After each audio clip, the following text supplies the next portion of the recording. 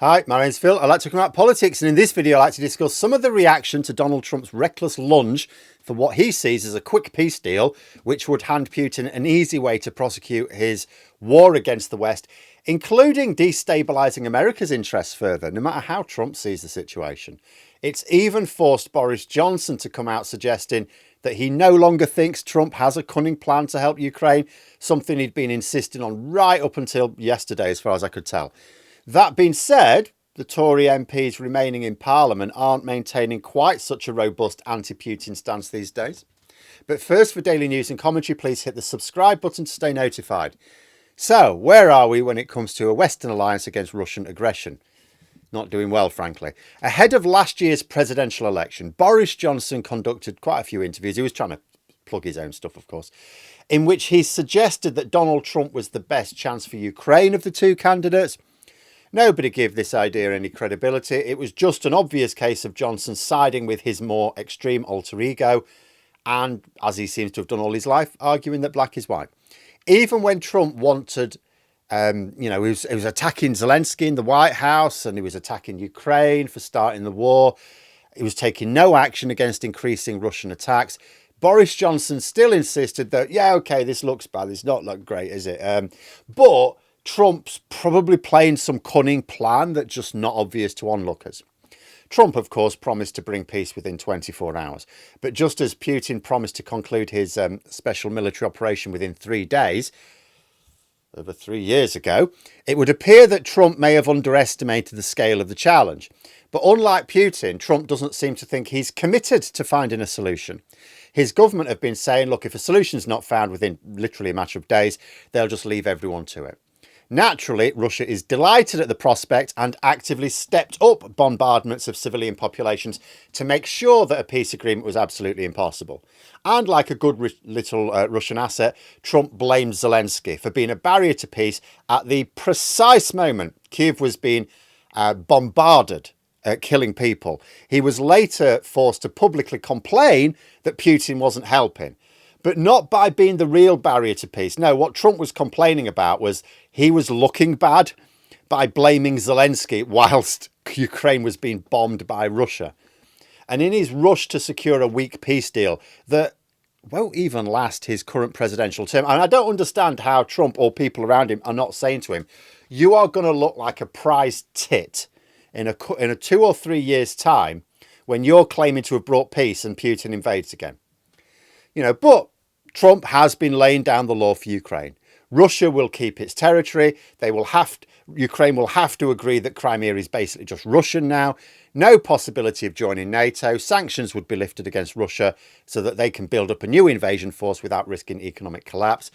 America will work on a new economic partnership with Russia, therefore boosting them even further. And Boris Johnson was finally forced to come out and attack this shambles of a proposal from Trump, even though, as I say, he did not attack Trump by name, which is quite common at the moment, isn't it? Lots of people attacking Trump's policies whilst not actually levelling direct criticism at Trump himself, but he is the one behind all these policies.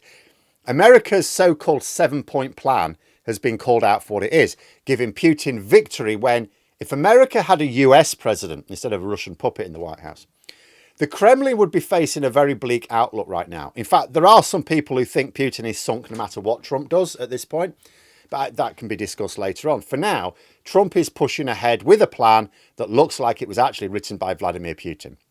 Needless to say, Starmer and Macron have made it clear that no settlement can be forced on Ukraine. They're supporting Ukraine's counter-proposal, which includes no formal recognition of Crimea belonging to Russia.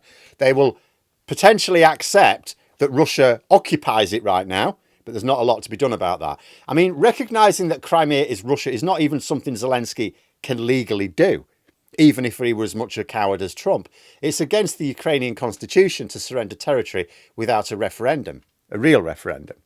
When Trump was asked what concessions he'd asked of Russia, because he's expecting Ukraine to make lots and lots of concessions, right?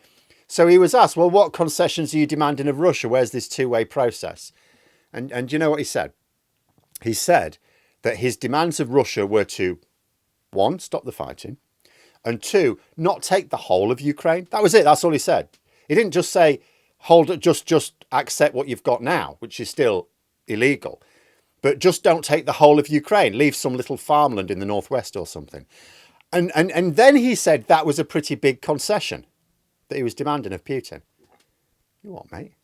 A big concession for Russia would be illegally taking land as long as it leaves some part of Ukraine to still show up on a map. Finally, it's worth noting that although Boris Johnson is still pretending to be on Ukraine's side, Kemi Badenoch's Tories have reverted to their Russophilic roots. See, they were initially supportive of the idea of European nations coming together to try to plug the gap which Trump is threatening to create. In fact, they had to sort of rein back on their Brexit ideology a little bit while they were still in power by working with Europe together to help defend Ukraine when America was still on our side, right? But they've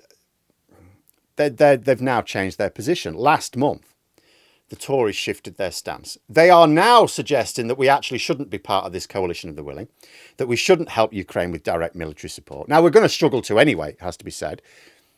But the attitude from the Tories is basically Sodom. Andrew Griffith, now this is the same shadow minister who later on went to make an arse of himself at the British Steel debate.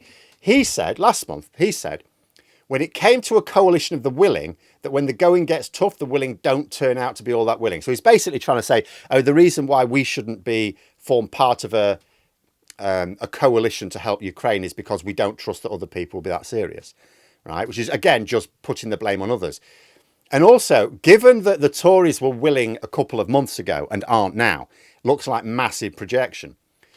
He then said he didn't see how the UK has excessive capacity beyond defending our own needs that can be applied elsewhere. To which I've got a couple of points to raise. First, who was it that reduced our capacity to the point where we have no excess capacity? I mean, the last Labour government famously was a bit hit and miss when it came to good judgment in foreign campaigns, but it had the forces to pursue them.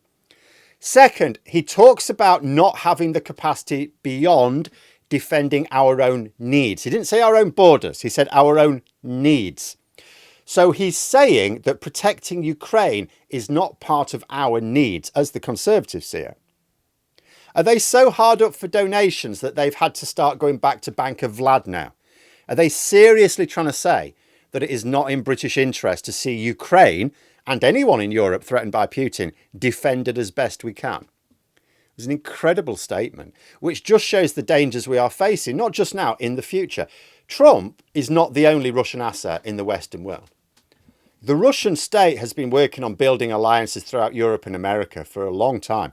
The threat we faced is not just because America has now fallen to the Russians. Major powers in Europe are very much at risk as well.